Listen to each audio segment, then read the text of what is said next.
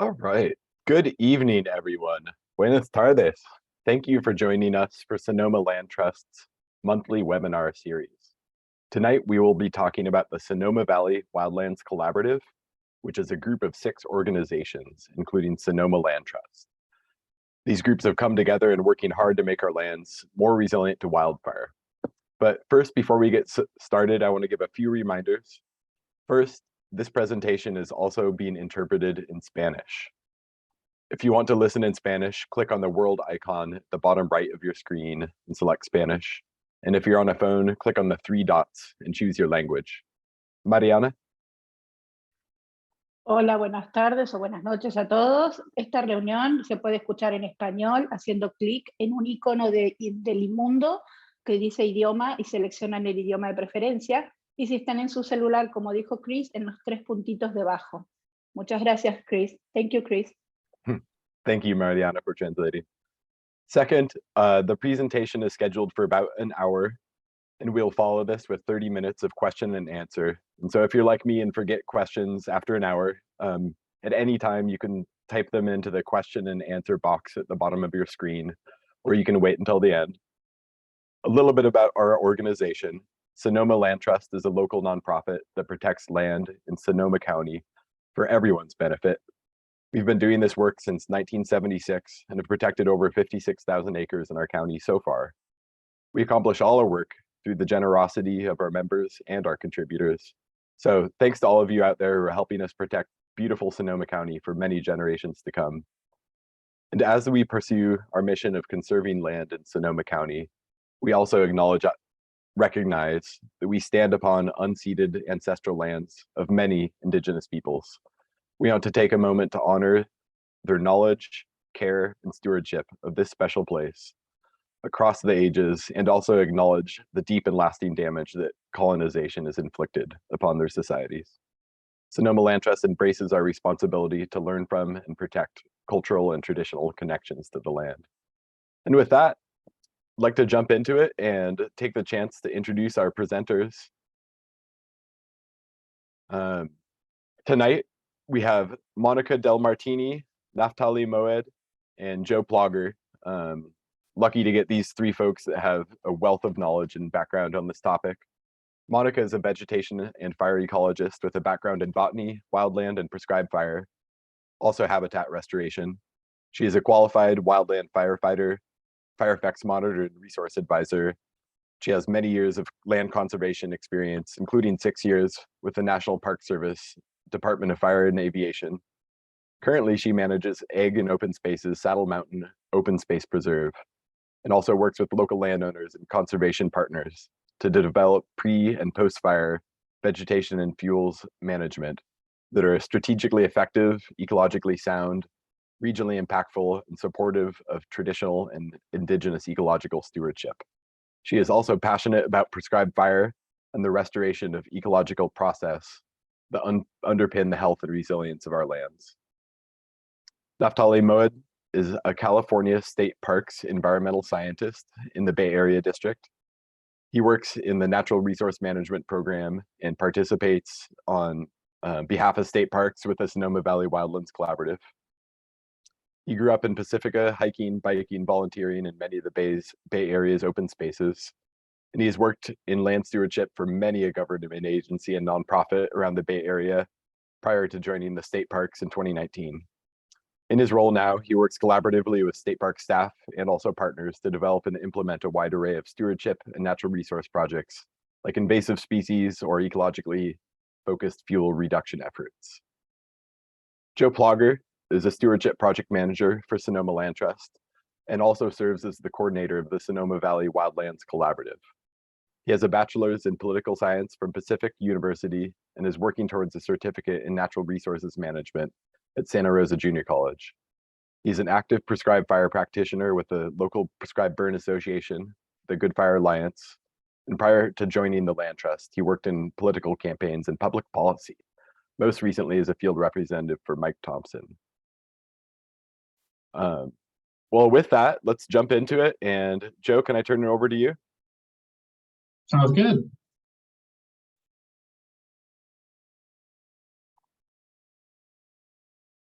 Great. Should be up and running. Thanks for the introduction, Chris.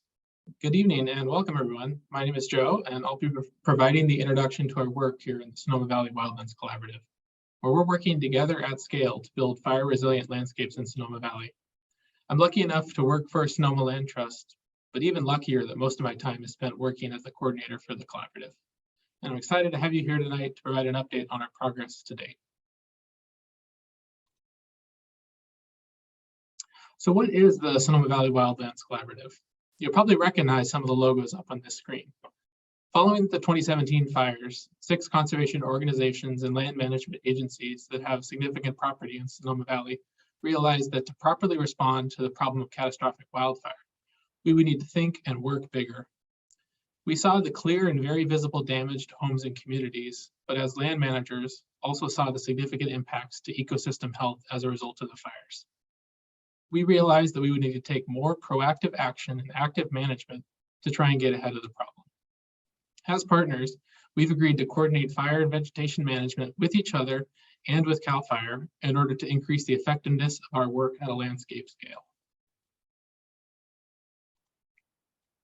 So collectively, the collaborative partners own and manage about 18,000 acres in the Sonoma Valley area. Hopefully you've been able to enjoy an outing in one of our parks, preserves, and protected open spaces. These properties are along both sides of Highway 12 in areas designated by CAL FIRE as high and extremely high fire hazard severity zones. They generally surround Oakmont, Kenwood, Bennett Valley, Glen Ellen, and are just north of the springs in the city of Sonoma. So why should we work together? The regional approach to land management makes sense because fire and climate change don't respect property boundaries and jurisdictional lines. The fire history of the Sonoma Valley region demonstrates that high-intensity wildfires have occurred routinely and will happen again. There is no fire scenario. The conditions for high-severity fire are inevitable, but the outcomes are not. By doing work in advance, we can help minimize those outcomes. So to be more effective in reducing impacts from wildfire and climate change, we're working together to make our lands more resilient and our communities safer. The power of partnership means that we are collectively much more efficient than any one of us could be alone. With scale and coordination, we can go after larger amounts of grant funding. We meet regularly to share information and discuss the latest research in the field. We're available to help each other out in the field on projects, and we've assembled a collection of equipment to share. Here you can see a Good Fire Alliance hand crew igniting a prescribed burn at Bouverie and a CAL FIRE engine staged in the background. What I really like about this picture is you can see how quickly the fire burns out. It's already cooled down only about 20 feet back where that last person is walking. It really shows you how you can moderate fire intensity under the right conditions. So I've talked about who we are and where we work, but what are we actually doing? So our forests and woodlands are in trouble. We sit here today with the effects of 200 years of fire suppression. For thousands of years in history, guided by Native American practices, our wildlands evolved with frequent fire, which helps keep the understory open, provides easy movement for wildlife, more water in creeks and streams, and shapes tree structure to survive when fires do move through. So what we're trying to do is return closer to that historic norm. We can take action to change how fire moves across the land and improve forest health for the future. So some of the specific practices include ladder fuel reduction, where we remove small diameter trees and brush, which helps keep fire from climbing into the forest canopy. And when applied on a prominent ridge or property boundary, shaded fuel breaks can give firefighters a safe place to engage when wildfire starts. And clearing along roadways helps emergency evacuation as well as safe entry for suppression. We're also reintroducing fire at certain times of the year and under controlled conditions, which can help reduce overgrown material, reduce invasive species, recycle carbon and other nutrients, and reduce future wildfire intensity. And here on the right, you can see a before and after of the same location along the road into Hood Mountain Regional Park, where the crews removed ladder fuels but left many large trees standing.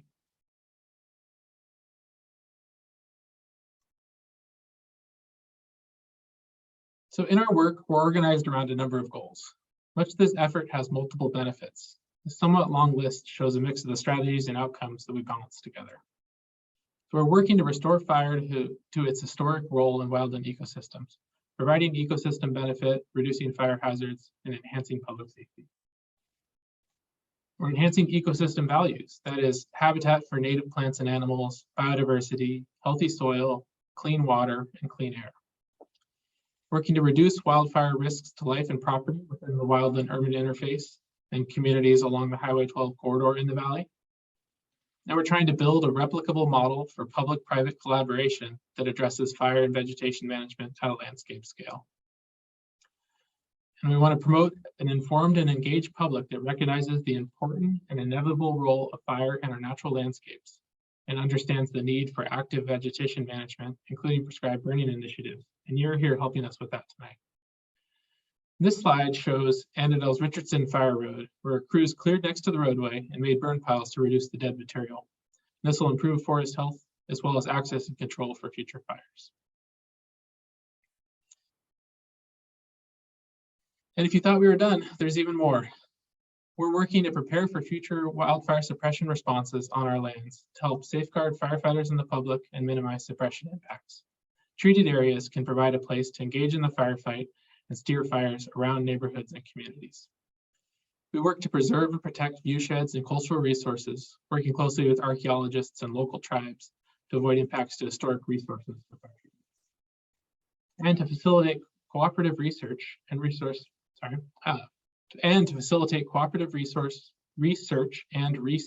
management initiatives.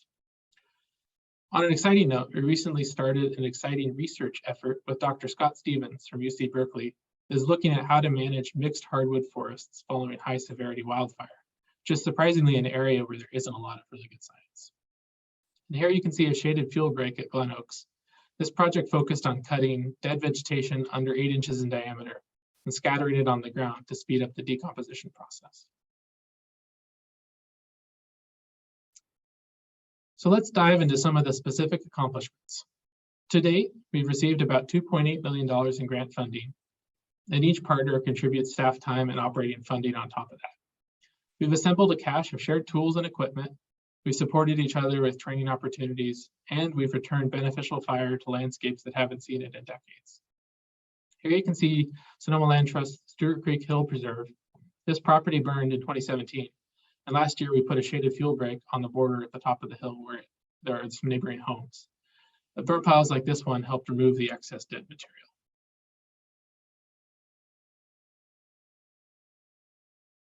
So work to date. In a few weeks, we're coming to the end of our first CAL FIRE grant. With their help, we completed almost 500 acres of thinning, cleared along 16 miles of roadways, and implemented about 220 acres of prescribed burning. This photo shows a prescribed grassland burn from July of this year at Mitsui Ranch on top of Sonoma Mountain. This one is targeted to reduce invasive grasses. Jeff, who's the ranch manager, is reseeding the area with a mix of native grasses, and he uses targeted cattle grazing to manage the grasslands.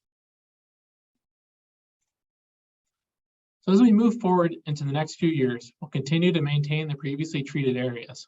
In some places, it's almost like painting the Golden Gate Bridge, where you get to the end and start back at the beginning. And we're working to plan at a larger scale. Many of these projects build on each other. For example, clearing along a road allows it to be used as a control line for a future prescribed burn. We want to continue to find ways to coordinate strategic vegetation management and fuel reduction projects over time across shared boundaries and at a scale that will have significant impacts. So before passing it over to Naftali, I'll leave you with one final note. Pre-1800, tens to hundreds of thousands of acres in Sonoma County were burned every year. These fires were most often slow-moving, close to the ground, and preserved mature trees. The difference we see today with fires that are more destructive when they burn through unmanaged forests on a windy day in October. In response to what we've all experienced in the past few years, we're motivated to do as much as we can to bring back some control and bring fire back on our own terms. Thank you.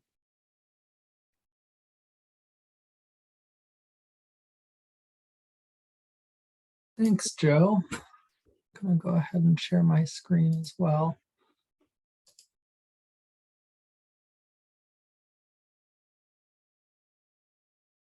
All right, is that coming through? Yeah.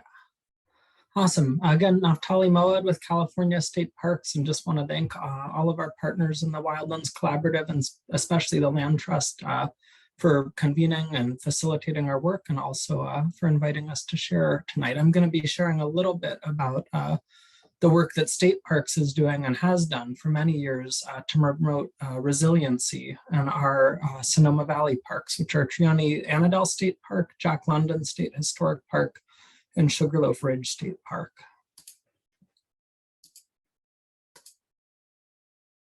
So just to provide a bit of context here, and I think photos really add a lot to this. It's easy, as Joe said, to think of these efforts as sort of one-time ordeals or a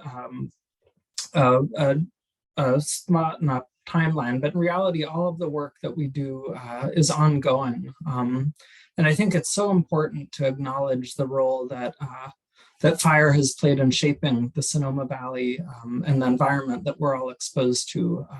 Many, many centuries of fires, specifically burning by indigenous people who have lived in the valley for many thousands of years, are what led us to the place that we have such a diversity of different types of ecosystems within the Sonoma Valley. We have redwood forests, we have oak woodlands, grasslands, meadows, marshes, a wide variety of different plant communities that support a wide variety of different wildlife, microorganisms, and all manner of other things.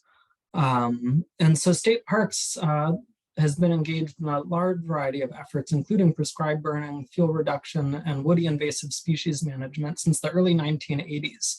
And our efforts are always focused on promoting and protecting that biodiversity that I just mentioned, all the different living things that are dependent on the land that we've been entrusted to steward and take care of. And I really want to emphasize that this work is ongoing. The need for the work really has always been there for many thousands of years. Again, our indigenous folks have been tending to all these places. And so even though State Parks only began work in the early 1980s, all the efforts that we're working on are constantly ongoing. And I'll just note that public support for this work has shifted over the years with different understanding, the evolution of sort of the science. As Joe said, we know and understand science in some areas really well. And there are other areas that we're still working to get a better picture of, including post-fire mixed hardwood forests. And the public support often is, not always, but often is contingent on sort of recent history. And so we've seen big shifts over the years, how far out we are from a local large fire event. But I wanted to share some photos from Trioni Annandale back in the early 1980s. For folks who have been out to the park today, it might be hard to imagine that actually many hundreds of acres of the park historically were covered with eucalyptus forests that had been planted by a variety of different landowners long before the state park was gifted the land, in part due to advocacy from many community members in Santa Rosa and the surrounding area. And one of the initial tasks that state parks undertook after taking ownership of the park was removing a lot of those eucalyptus forests. And so we have photos of Ledson Marsh, photos of a large eucalyptus stand along Bennett Ridge. And if you go out to those places today, you won't see any eucalyptus trees or hardly any at all. And that's because of a really robust management program that state parks undertook beginning in the early 1980s and concluding some years later. But something that's really been ongoing. It's work we revisit almost every year to make sure that the small eucalyptus trees that are in all of those areas and occasionally resprout don't ever grow into the forests that dominated so much of the park historically. Beyond plants that weren't native here, such as eucalyptus or broom, we also have spent a lot of time and energy tending to our grasslands and oak woodlands, which are areas that were dependent on the historic fire regimes in the Sonoma Valleys. And our grasslands, a wide variety of different woody species, many of which are native, will over time fill in the grasslands.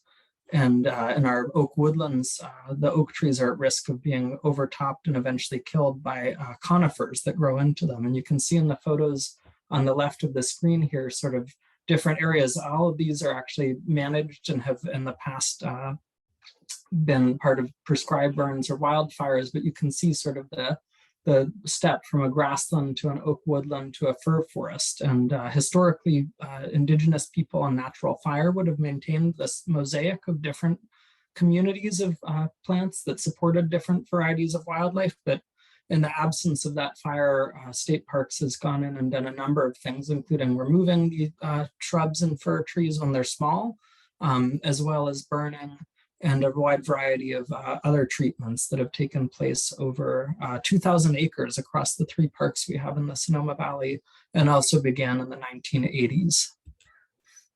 Prescribed burning was a significant part of those efforts historically in state parks, especially in the 1980s and 90s.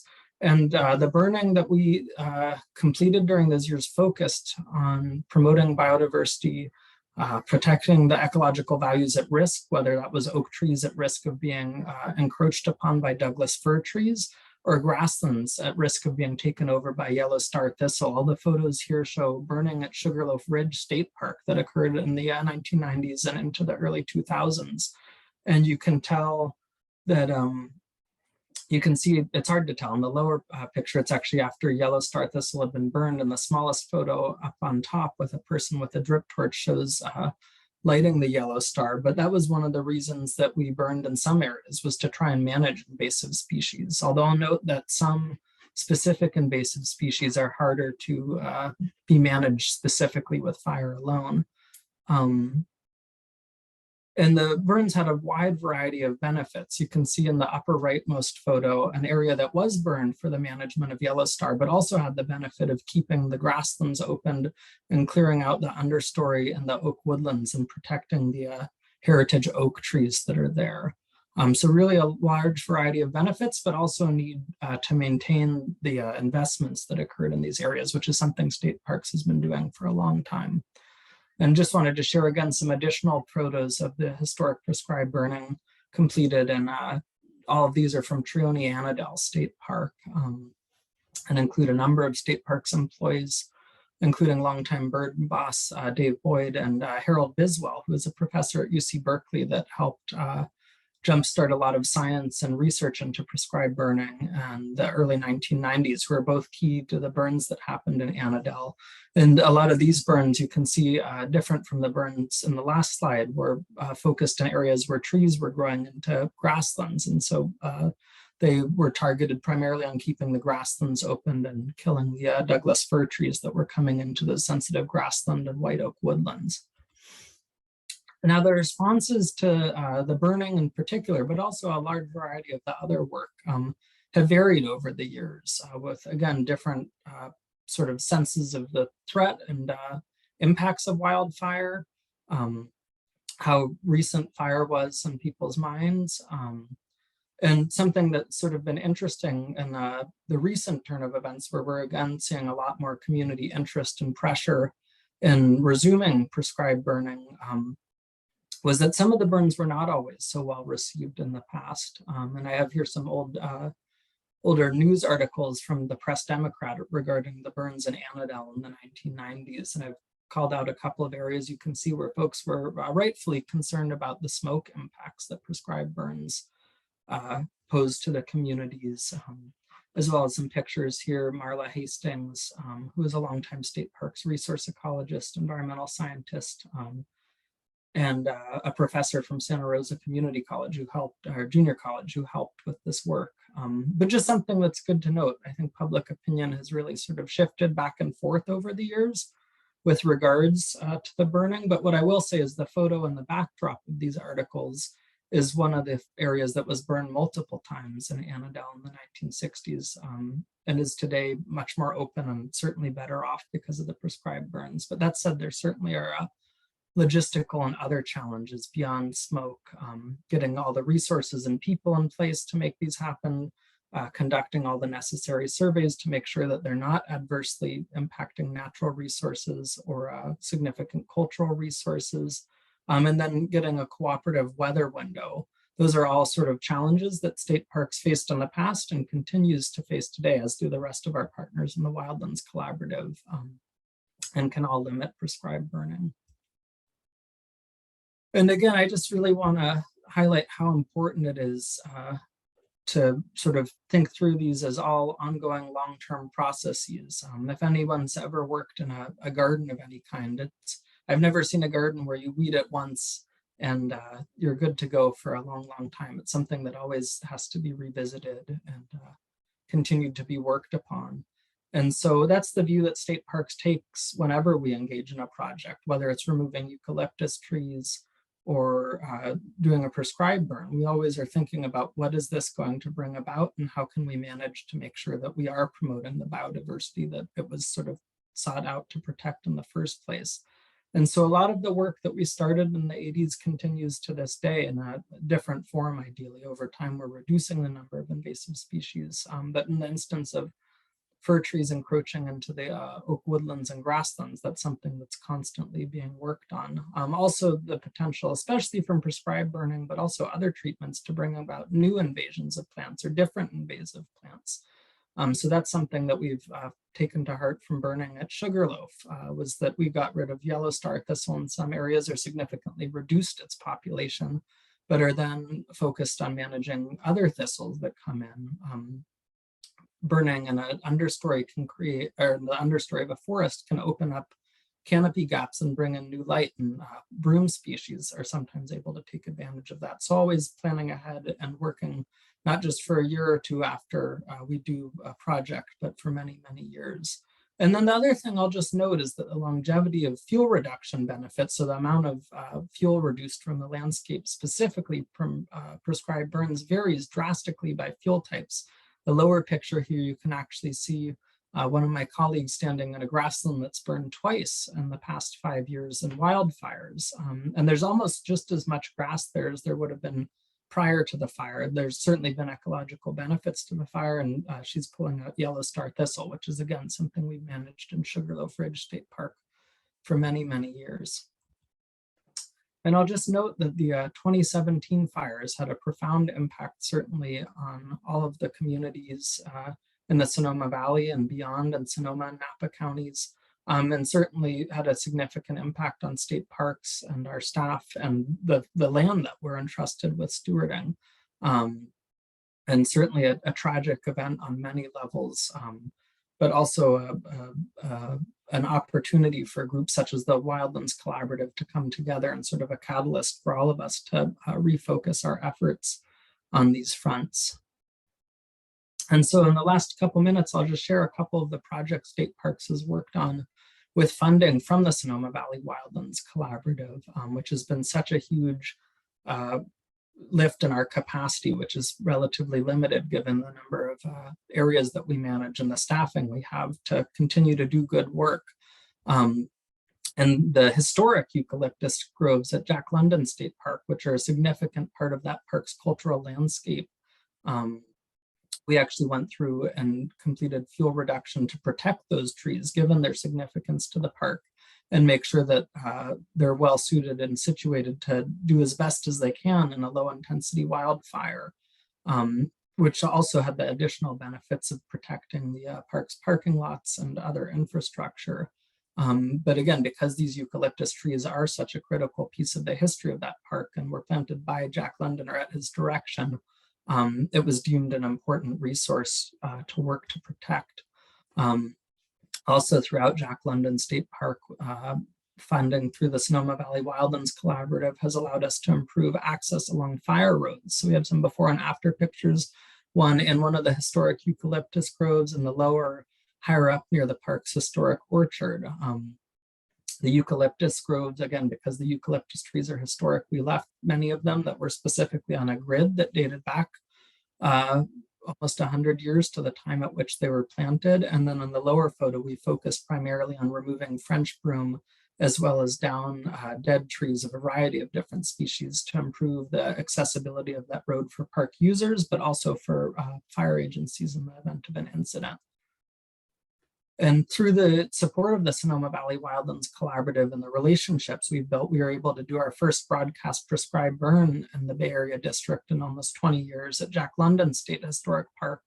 The relationships that the collaborative facilitated were key to that, as well as the personnel from all of these agencies working together. We had folks from 3 different collaborative agencies out on the burn. The lower left photos actually all staff from Sonoma County Regional Parks. And it's a great opportunity for all of us to learn together and build skills together and learn from each other so that whenever there are opportunities to improve or grow, we can, and our reach can be expanded. This burn would not have been possible without support from CAL FIRE, certainly, but also staff from the Sonoma Valley Wildlands Collaborative member agencies. And then a significant amount of work has occurred at Trioni-Annandale State Park along the park's fire roads, again, with funding and the CAL FIRE grants to the Sonoma Valley Wildlands Collaborative. We've been able to brush along 7 miles of road and subsequently to burn a significant amount of that material so that it's completely gone and improve those roads for fire access, potentially to be used as a holding resource in a wild or prescribed fire, as well as improve the visitor experience at that park, make it easier for equestrians, bicyclists, hikers to all use those trails and roads that they rely on. And to the extent that we can, we always try and leave these areas open during the work so that they're accessible. Just a few more photos there of those efforts. And then lastly, some post-fire woody invasive species work. The fire in the instance of eucalyptus actually in 2017 flushed a significant amount of seeds from the historic eucalyptus groves that we'd been managing for many years. And so there was an additional amount of eucalyptus trees after that fire. And with funding from the collaborative, we were able to go in and aggressively remove all those trees when they were incredibly small so that they weren't able to get up to a larger size and sort of return to the state that the park had been in the 1950s and 60s. And then we also used collaborative funding as an opportunity to remove some of the few remaining larger eucalyptus trees that were still in the park, many of which were killed along our boundaries during the 2017 fires, so that ultimately those areas can be restored back into oak woodlands as well. And so I think that is all. And with that, I'll pass it along to Monica. Hey, thank you, Naftali. I will share my screen momentarily here. Oh, I apologize. I'm having difficulty finding my presentation right now. Give me 1 second, please.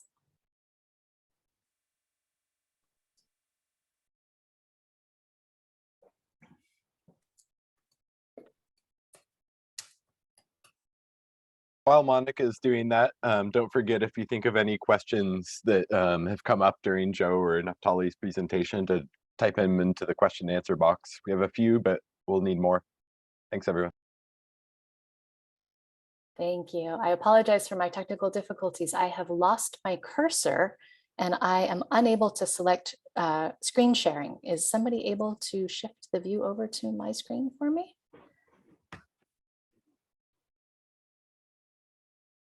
And if so, if you could give me a confirmation one way or another.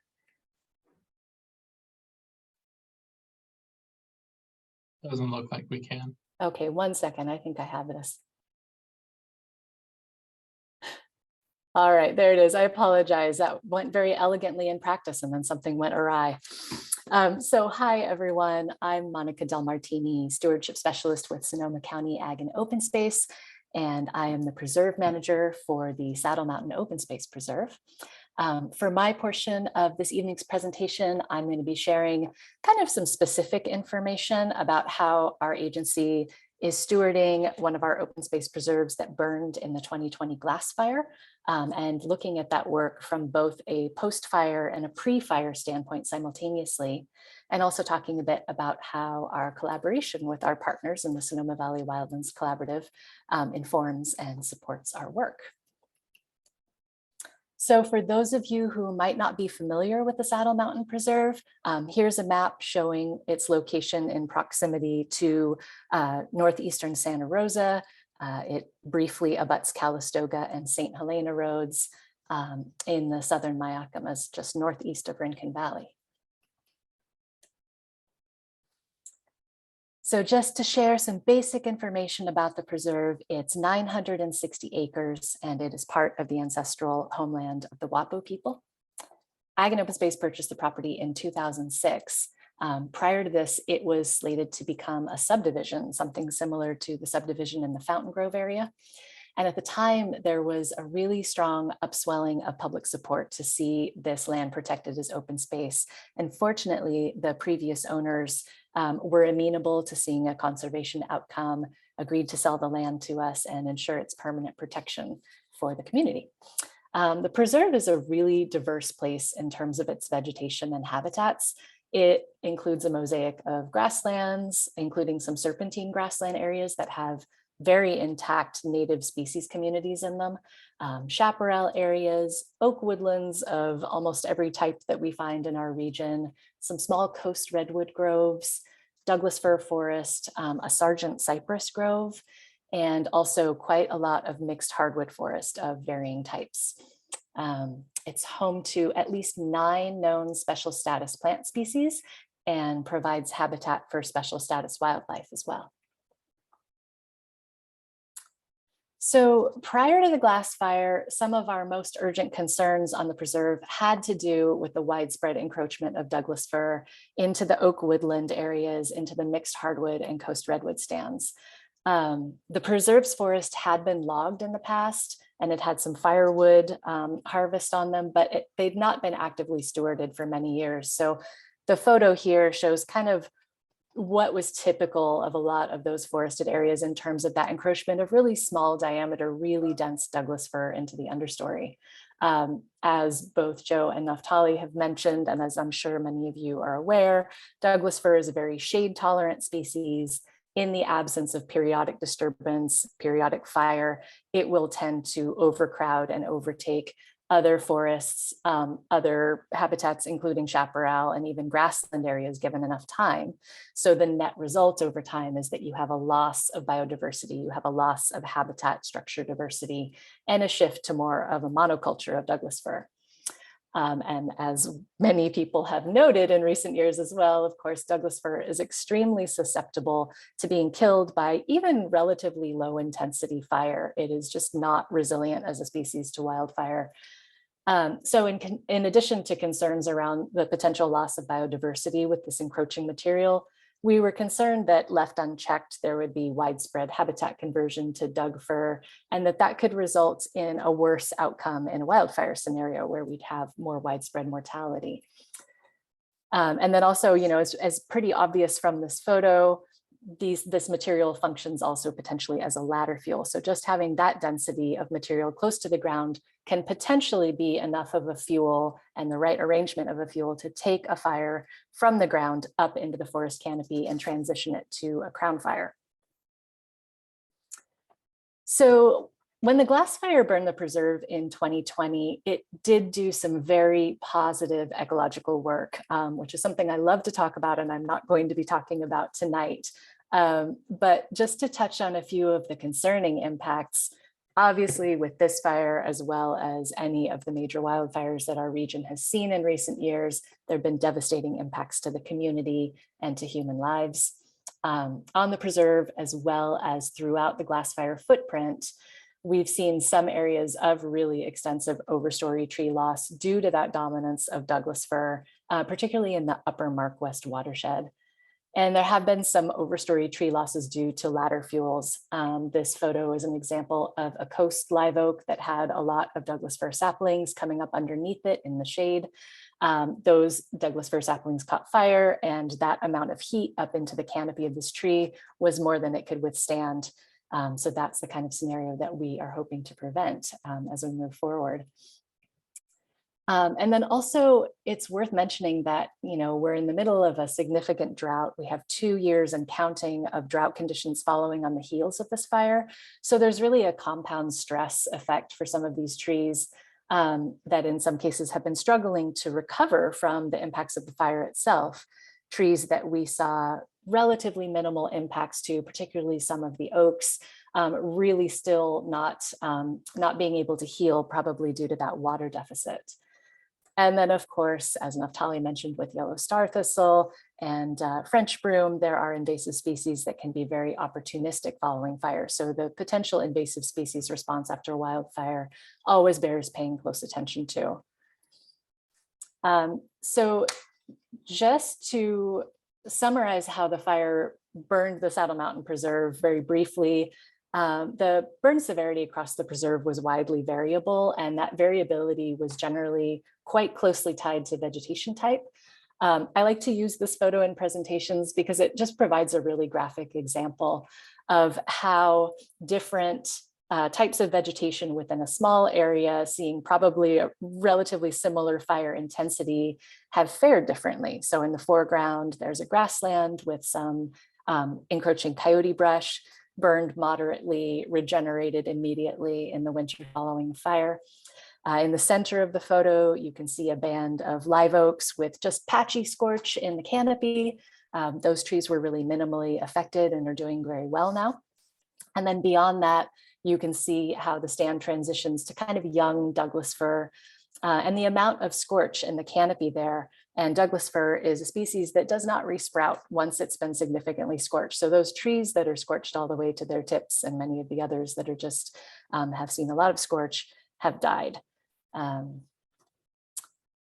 We did have higher intensity fire on some locations in the preserve, pretty typical locations being things like upper slopes where conditions were drier, and in places where there were a lot of woody fuels on the ground prior to the fire, and also in places where slopes were in alignment with that initial northeast offshore wind event. Also fairly typical on the preserve, the riparian areas were only minimally affected. That's generally to be expected, particularly around some of the larger streams due to the shading and the higher fuel moistures in those areas. And then one really positive effect that I will mention is that we have a population of a really critically federally endangered species on the preserve, which is called Clara Hunt's milkvetch.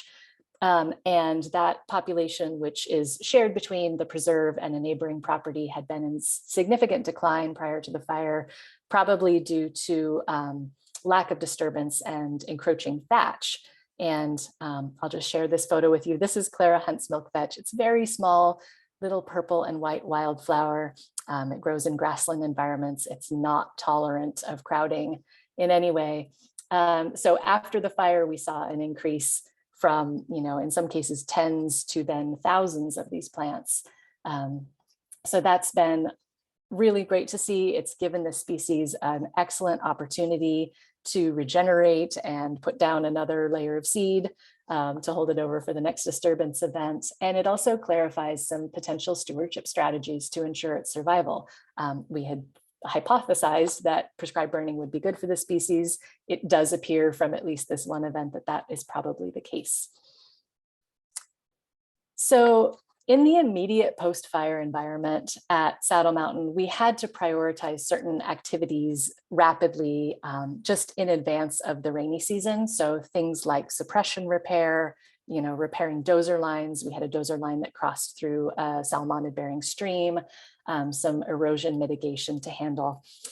But once that work was complete, our most urgent concern then shifted kind of away from the concern with that Douglas fir starting to overtop those different forest types to what you see in the photo, which is this extremely hazardous ladder fuel situation that was created in areas where the fire burned at low to moderate intensity, and it killed those encroaching Douglas fir saplings, but it didn't burn them up. So this photo is showing what is actually an oak woodland. You can literally barely see the forest for the trees. It's been highly invaded by really small material. And all of that dense low material, which was too green to catch fire during the glass fire, was now, after the fire, dead, dry, and much more available to burn. So had we seen another wildfire in these areas before we had had an opportunity to thin, that fire could potentially have burned at very high intensity and potentially killed this entire stand of oaks. This density of material also makes it really difficult to contemplate prescribed or cultural burning without causing too severe of impacts to those overstory trees. So here's a very busy map for you all to contemplate. But what we did is we pulled together a team to discuss and plan how to best steward the preserve's forests in the wake of the glass fire, but also with an eye towards resilience to future wildfires and to climate stress, and then also towards supporting future prescribed and cultural burning and indigenous stewardship activities. So that team was myself, a WAPO representative, a registered professional forester, and a prescribed fire specialist. We also worked in very close coordination with CAL FIRE, and then of course with our neighbors, our community groups, folks who are very familiar with the watershed, and with our collaborative partners. If you can see on the map, there's a thick yellow line at one point. I know it's visually somewhat busy, but that is Plum Ranch Road, which is a privately owned road that crosses through a portion of the preserve. That was an area that CAL FIRE approached us and asked if we would be willing to do fuels treatments along that corridor, to put in a shaded fuel break along that road, and potentially do additional fuels treatments anchored off of that fuel break, as part of a vision that CAL FIRE had for a series of interconnected fuel treatments that would cover the area between Calistoga Road and Los Alamos Road, with an eye toward protecting Northeast Santa Rosa. So this was a good opportunity for us to meet our own ecological objectives, but also support CAL FIRE's public safety objectives and strategies. These treatment areas that you see here were planned using a combination of our direct kind of boots on the ground observation of the preserve, but also a number of publicly available remotely sensed data products, including the Sonoma County Fine Scale Veg Map, the soil burn severity data layer that was generated by the Watershed Emergency Task Force in the aftermath of the glass fire, and the ladder fuels data layer that Pepperwood developed using the 2013 LIDAR data that was also part of the Veg Map project. So using those remotely sensed data layers, we were looking for areas on the preserve that really lit up as places where there were lower to moderate severity fire effects, corresponding with oak woodlands and other hardwood vegetation types, also further corresponding with areas where there were dense ladder fuels. And then we saw where those areas popped on the map, and then ground truthed and did some field work to delineate logical treatment areas using that. I just want to mention, you know, as Joe mentioned and as Naftali talked about, the projects that are shown here, which include 2 shaded fuel breaks, 10 woodland and timber prescribed burn units, and about 120 acres of understory thinning. This is really our first step. We are, of course, dealing with centuries of the impacts of fire suppression and the suppression of indigenous burning practices. And we're not going to fix that. None of us are in a single grant cycle or with a single suite of projects. So this is really intended to be a first step to prevent catastrophic impacts from the next fire, and to set us on a path toward restoring the health of these lands and hopefully direct stewardship by the indigenous community. So fuels management is kind of a hot topic these days, and it's one that I've heard members of the community raise concerns about in terms of potentially seeing people prioritize fuel management for its own sake above more holistic forest and ecosystem health concerns. So I do want to acknowledge that different landowners and different land managers can have a lot of different objectives in how they're caring for their land, and very variable financial resources to undertake this work. But in general, I absolutely believe that it's possible to design projects that meet multiple objectives robustly without sacrificing one in service of the others. There really is tremendous overlap and consistency between the forest conditions needed to reduce wildfire risk, to protect and enhance biodiversity, to enhance carbon sequestration and resilience to climate change and other extreme events, and also to get good fire back on the land through cultural and prescribed burning, and also opportunities to engage collaboratively with the community. So at Saddle Mountain, we've tried to take a very sensitive approach to hazard fuel management. And I say that without intending a sense of righteousness. I recognize that this work is extremely costly for landowners to undertake, and we are, functioning from a place of privilege of being a public agency and also having a generous grant from the State Coastal Conservancy to help fund this project. So we have the ability to be very thoughtful in how we approach the work. We've incorporated things like rare plant surveys and treatment buffer areas to protect special status species, to protect plants of cultural importance and other sensitive natural and cultural resource areas, to protect bats during their maternal roost and their winter hibernating period, those kind of vulnerable places in their life cycles. And then also just areas that we know from our time on the land have particularly interesting or diverse understory plants or fungi. We've nuanced the treatment prescriptions on a really site-specific basis so that we can work as lightly on the land as possible. And so hopefully that our slash treatment doesn't interfere with the regeneration of native understory plants.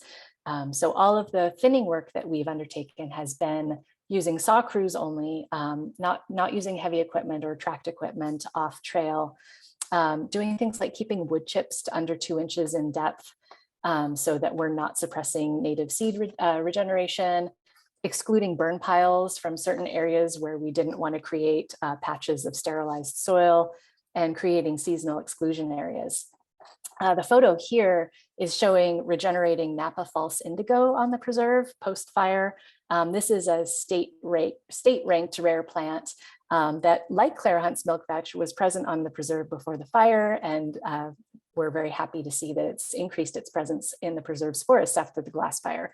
But that made for a lot of special treatment areas and exclusion to make sure that we weren't building burn piles on top of it or trampling it. So I just wanted to share a few before and after photos. This is of the Plum Ranch Road area, kind of the bottom downhill end of that stand. Before treatment, you can see the density of that dry, dead material. And then on the right, the more open conditions that we achieved by the following spring after treatment. Here's that same photo on the left that I showed you earlier of that highly invaded oak woodland area. And then the same photo on the right following treatment. You can see there are a few burn piles present there.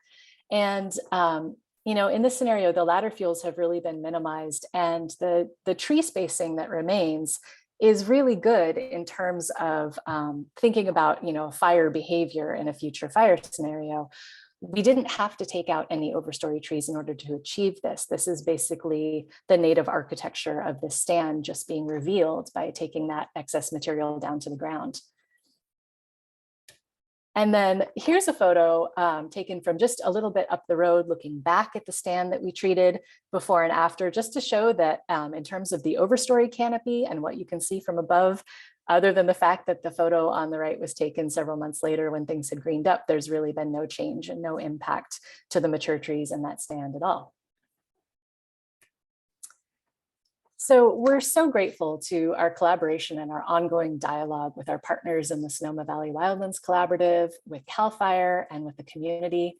By working collaboratively, we're able to ensure that our work supports regional strategies, things like CAL FIRE's public safety objectives. We're able to support each other's adaptive management processes by sharing observations, sharing knowledge and lessons learned to help inform our own project design. And we're working towards an understanding of best management practices based on best available science and you know, our current direct observations of the work before and after that can be applied at a landscape scale rather than piecemeal within our region. And we've been able to turn this work into an opportunity to engage more deeply with the community.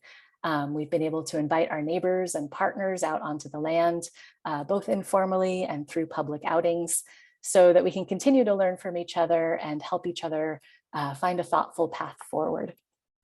This is a photo that I took at a cooperative burn that took place at Audubon Canyon Ranch's Bouverie Preserve in spring 2017. So this was before the Nuns and Tubbs fires and before the official genesis of the Sonoma Valley Wildlands Collaborative, but is really one of the first times in recent years that members from different agencies and organizations came together to support a prescribed burn, to collect ecological and fire behavior data, and to help build local capacity and provide some training for folks. So while we're waiting for the post-fire dust to settle at Saddle Mountain, we are so looking forward to working with our partners to reestablish thoughtful, intentional burning on the preserve in order to keep the land in balance and to support our community in the process. And here is a slide just with our contact information. If anybody is interested in reaching out to any of us directly with questions or a desire to discuss, or even a desire to potentially get out on the land, we absolutely encourage you to reach out.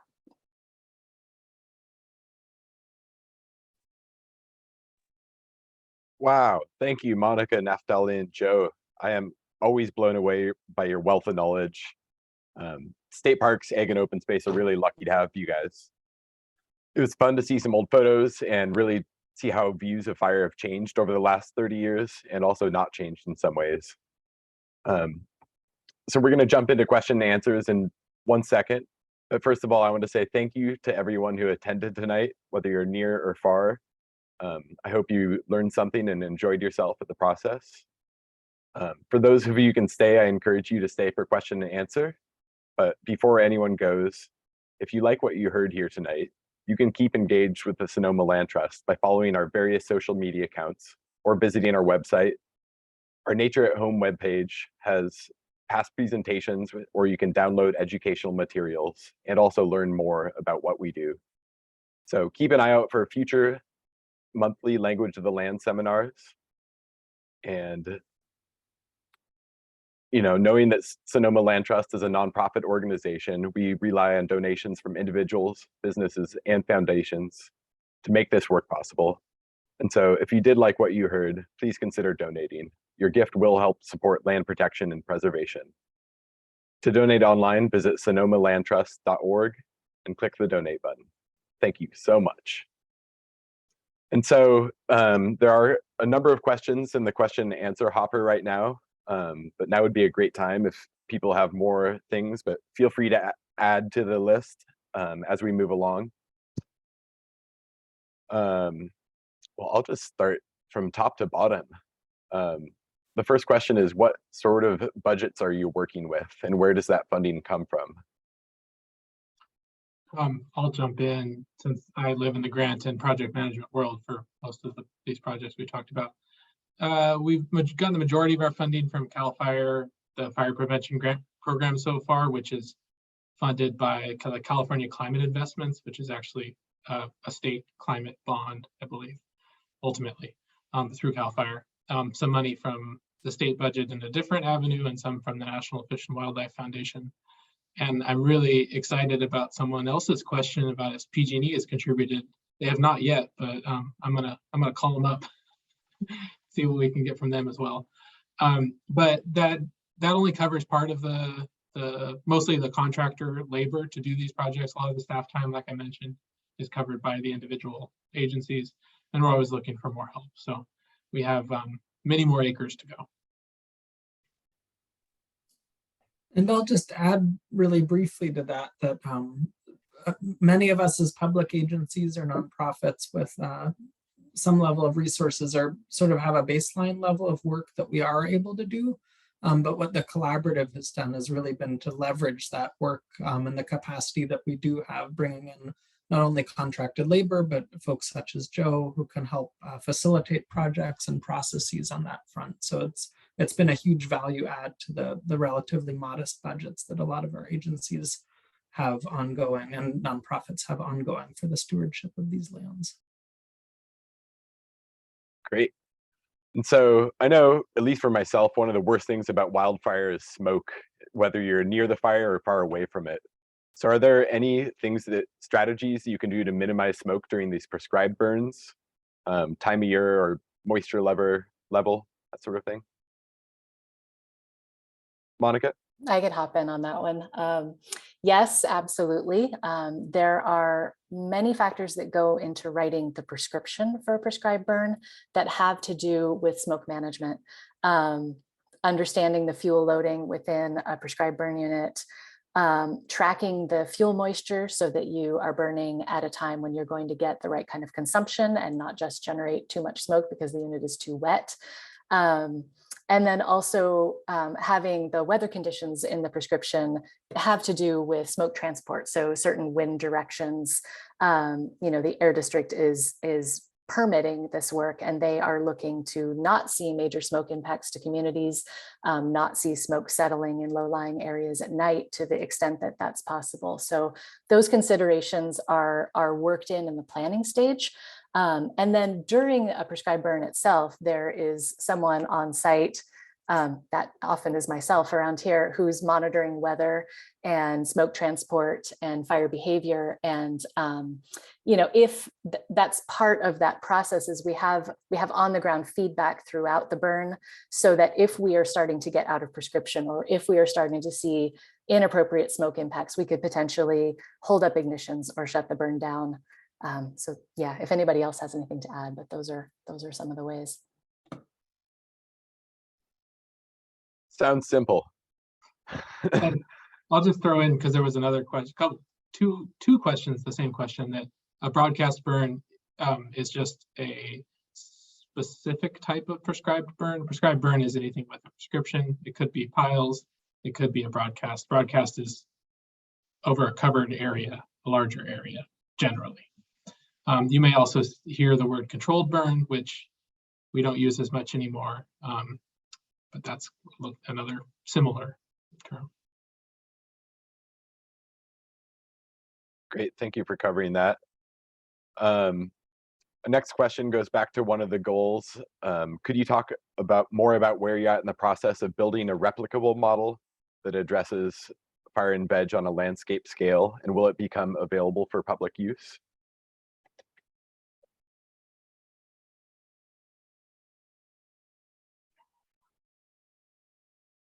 So I guess I was from my slide.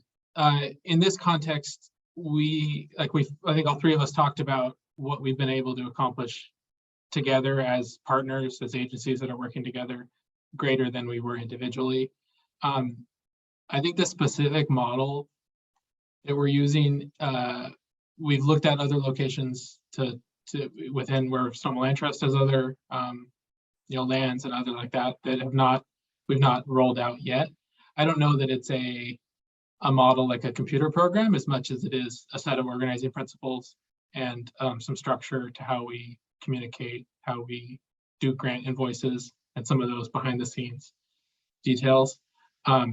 So while I would love to have to say that we're going to roll it out publicly and have it work for everyone, it's really more of the internal process that makes our groups work well together. I guess if that makes sense. So I can imagine it's something that we could share with other land trusts, with other agencies in other parts of the state or across the country. But I think that's about where we're at. Great. And so there's a question about how Sonoma Valley Wildlands Collaborative engages with private landowners. Is that something that the Wildlands Collaborative does, or are there other organizations around that work with private landowners to do that sort of work?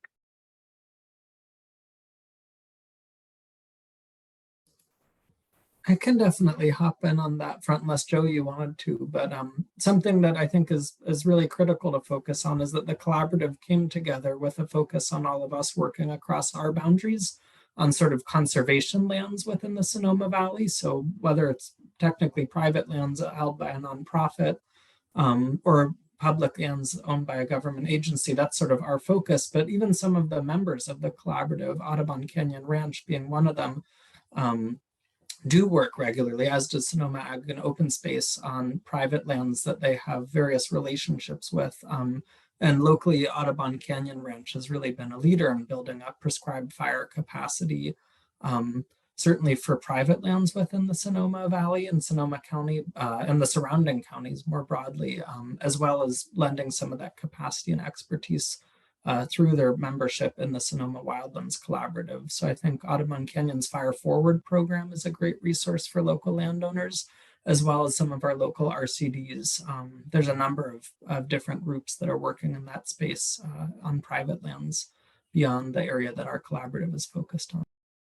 I'd just throw in that if you happen to be a neighbor of a land trust property, give me a call, please, so we can go. It's always a lot easier to go, immediately next door, and maybe take advantage of a feature for a future project. But I don't think we're quite at the stage of going much beyond that. Great. So there is a question on Douglas fir. It seems like this species is problematic in various ways.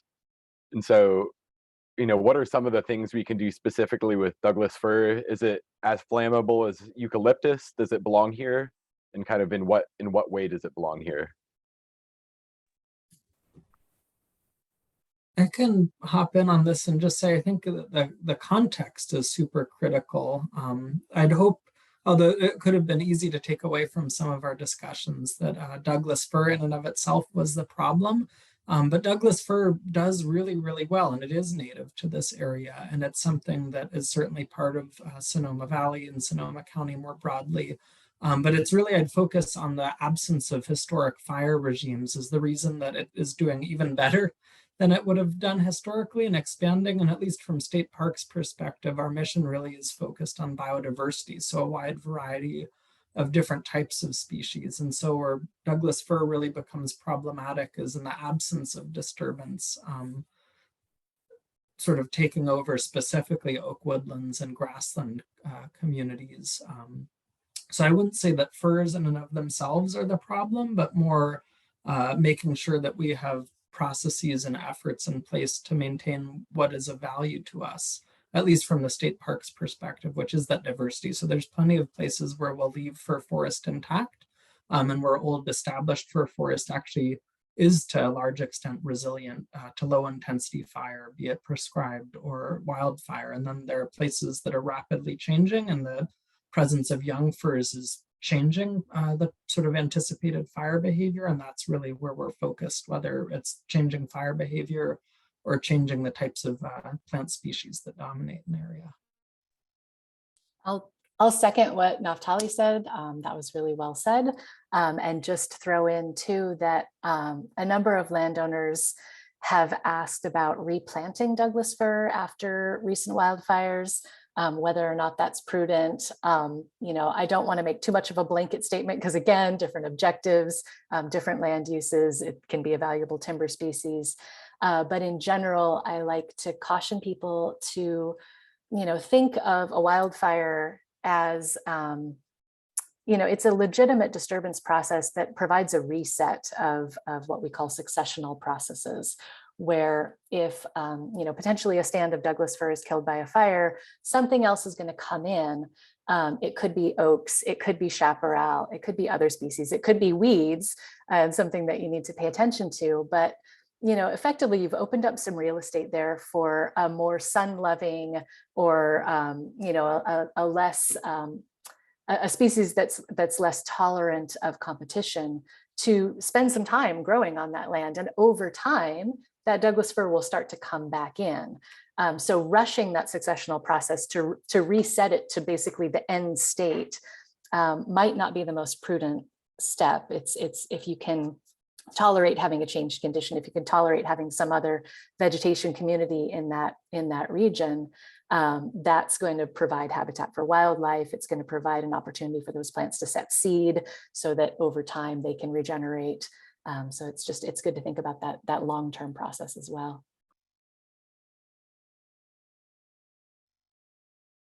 Great. Yeah, it seems like very difficult to think over that long time scale. And so I know one of the questions that came up in a couple different ways is, what considerations do you take for protecting birds, rodents, and animals when you're doing these thinning and burning projects?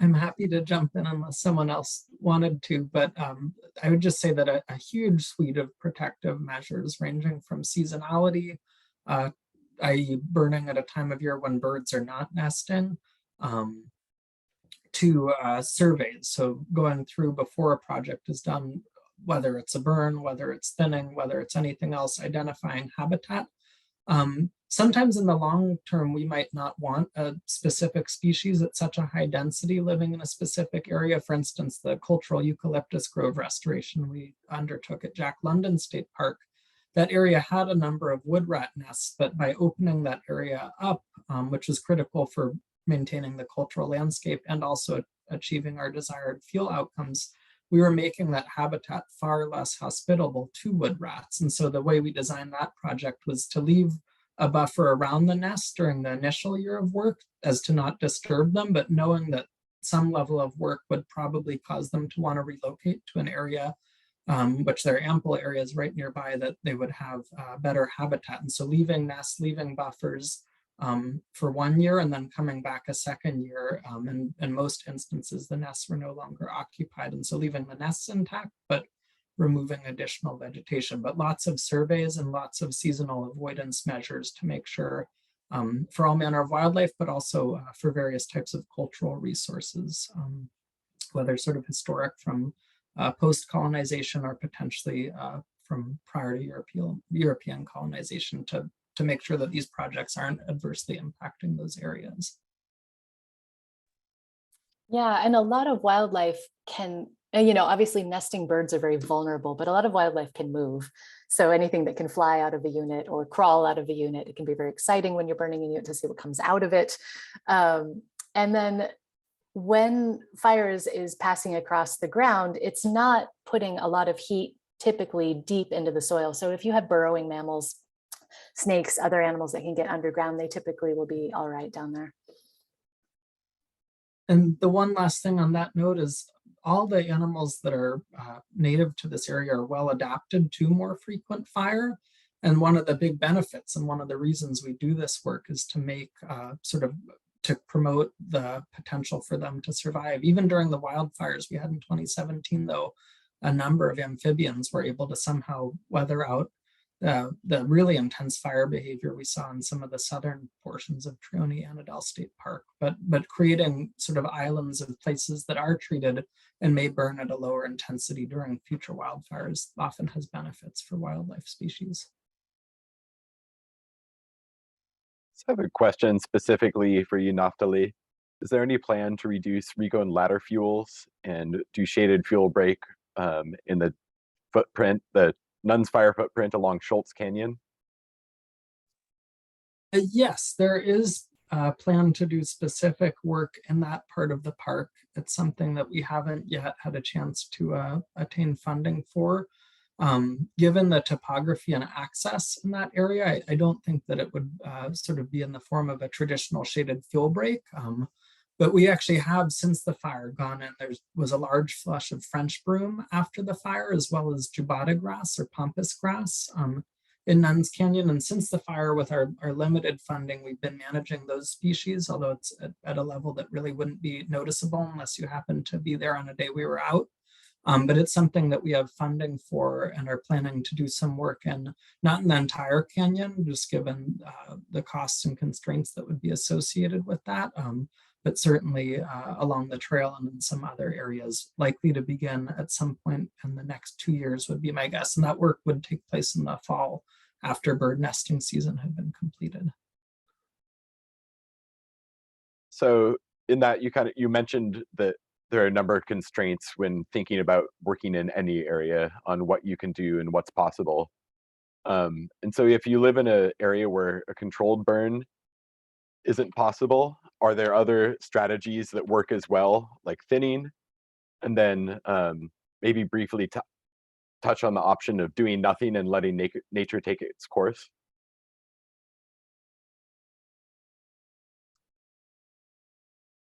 Well, certainly things like understory thinning can be used as a surrogate for prescribed burning in places where introducing fire is not going to be operationally possible for whatever reason. It's not necessarily just as good because those types of treatments are going to have different effects. Fire has kind of a holistic suite of benefits when it's present in an ecologically appropriate way on the land. where, you know, it's cycling nutrients into the soil. It might be keeping certain forest pathogens in check. So you wouldn't maybe be getting those benefits from doing understory thinning, but you can have obviously really significant impacts on forest stand structure through thinning, which can then modulate fire behavior and open up space for other species. There was a second part to that question that I've forgotten. Well, I think another little part to it is that it's in particular, you can have some of those benefits with maybe some small burn piles. You know, there are ways to do some of the bring in fire at a small scale that more like a campfire than a, you know, we're gonna bring fire through a full forest. So even things like that can have a good impact, and you know, you can reseed burn piles with some native grass seed after the fact and use those as little refugia and things like that.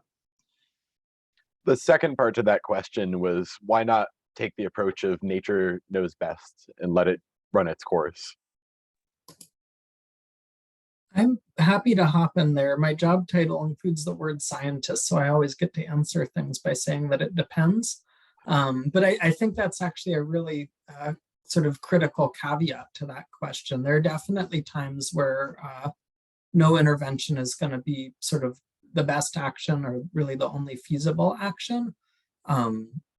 If a fire, again, I think Monica really did a great job of highlighting this, that fires behave differently in different areas. Even within you see a map that says X, Y, or Z fire, the fire behavior and the burn severity and mortality is going to be totally different. So there are places where a fire is burned and it might not make sense to do a whole lot. You may have some scorch or sort of black char on the base of trees, but that you might not necessarily need to go in and do a whole lot of work, or it may be species that are well adapted to that.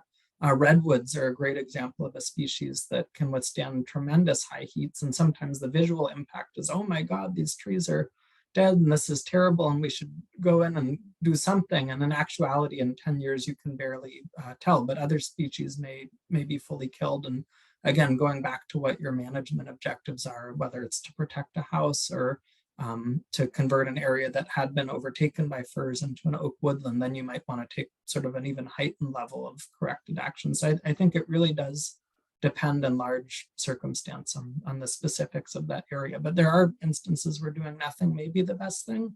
And then there are definitely times where it would be well advised to take some action.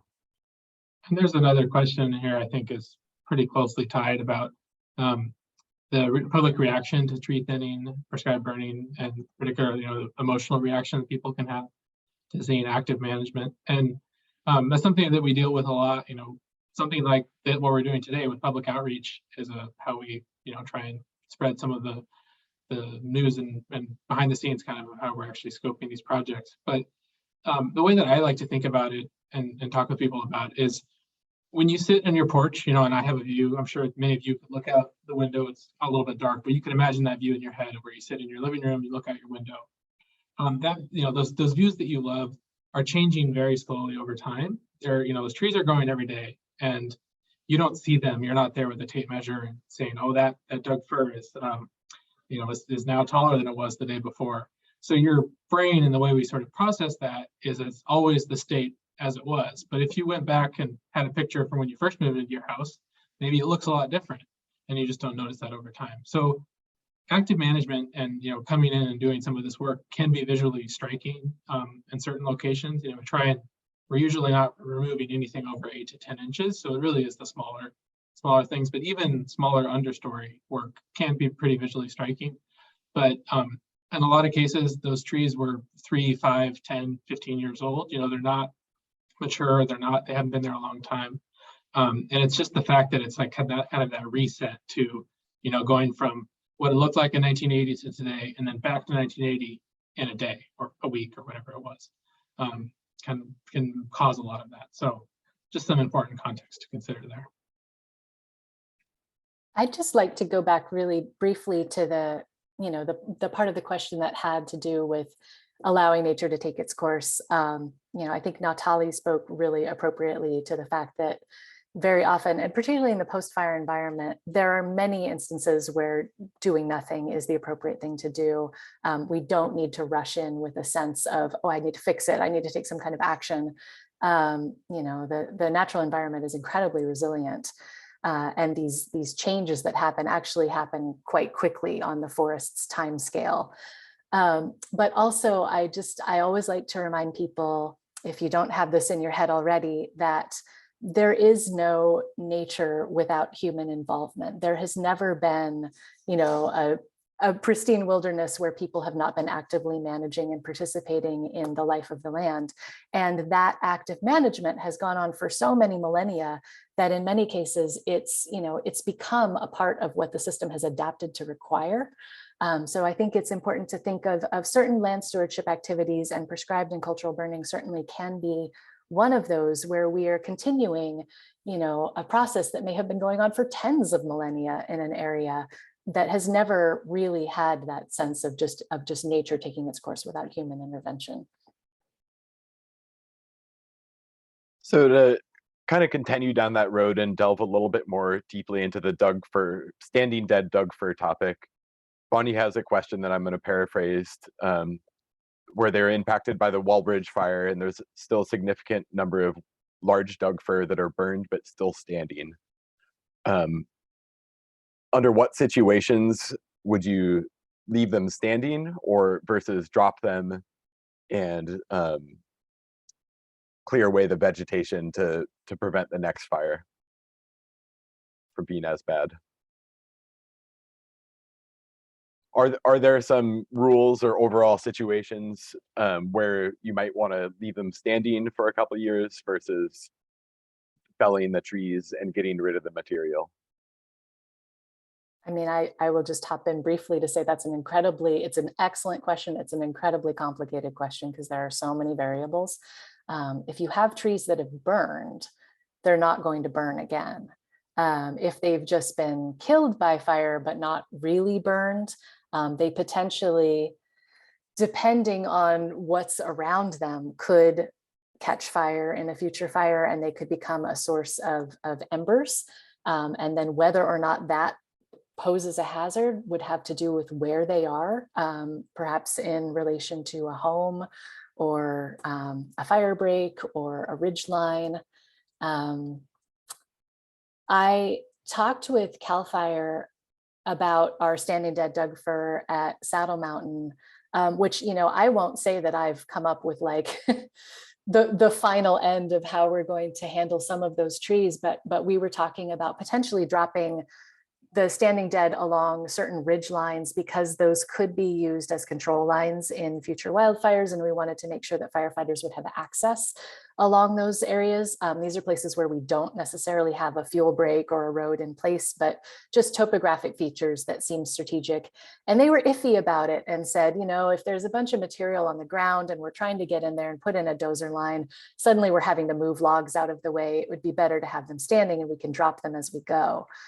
So I will just end by saying it really depends, and maybe kick it over to my colleagues to elaborate on that. I think you answered that close to perfectly, Monica. And I just add that there are a number of resources available. If you're in Sonoma County, there are a handful of great resource conservation districts that can provide technical assistance. The Natural Resource Conservation Service, an arm of the U.S. Department of Agriculture, can also, as well as a number of nonprofits, certainly also resources available through Ag and Open Space and the Sonoma Land Trust. But I think there's a lot of good resources out there, and potentially capacity or interest in helping private landowners out. The other thing is, if you do live within a fire district and have concerns specific to a home or structure, that fire entity, be it the state CAL FIRE or a local fire entity, may be in a position to provide you with advice or guidance specific to protecting your structure.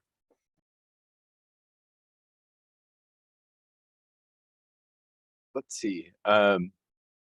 So certainly there's a lot of lands in Sonoma County. So this question is about how we prioritize them and how much we need to treat. So what are some of the higher priorities for intervention, like thinning or prescribed burning, and how much do we need to be doing this every year to get the work done? I mean, in terms of how much burning we should be doing every year, you know, we know from historical data that the amount of land that used to burn in California and in our region is so much vaster than what has in more recent years. And what we could and should be burning, I would say, you know, just there are so many constraints on when we can burn in terms of appropriate burn windows, you know, air quality issues, seasonality, fuel moistures. So our opportunities to burn really, you know, they really constrain the amount of acreage that we can get done. I would say we should be burning as much as we possibly can, given those constraints, and just keep at that. I ran the numbers earlier and didn't include them, but the rough estimate for how much acreage would have burned is between 50 and 200,000 acres of Sonoma County per year. And like I said, you know, under lower intensity than we've seen in, you know, these major wildfires, but honestly at a similar size. You know, if you think of the acreage of some of these very large fires, and even statewide, 2020 was an abnormal year for our lifetime, but a potentially very normal year prehistorically in terms of acres. That was a 4 million acre statewide year. But we're nowhere close to thinning, burning, you know, on our terms yet. And the one other sort of thing I'd add to that is that a given acre could be grass, it could be an old growth redwood forest, it could be an oak woodland, and all those things historically would have burned at a different frequency. And depending on what our objectives are, sort of would have different benefits to being burned. So looking at some of the lands within our collaborative, there are places that are dominated by chaparral that may only need to be burned every 15, 20, 30, 40, 50, 60 years. And then there may be oak woodlands that would really benefit from burning at a 5 to 10 year interval.